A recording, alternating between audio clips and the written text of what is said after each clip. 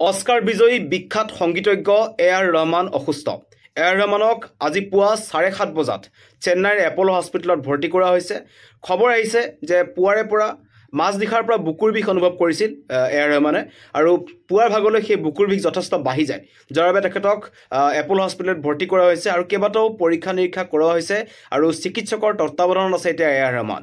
জানিব পৰা মতে তেওঁ বিদেশ ভ্ৰমণৰ পৰা আহিছিল দুদিন পূৰ্বে। তেখেতৰ শ্ব' আছিল। শ্ব' কৰি অহাৰ পিছত তেখেতে ভাগৰুৱা অনুভৱ কৰিছিল যথেষ্ট, কিন্তু কালি নিশাৰে পৰা বুকুৰ বিষ বাঢ়িবলৈ ধৰে, যাৰ ফলত আজি পুৱা তেখেতক এপল' হস্পিটেলত ভৰ্তি কৰা হৈছে।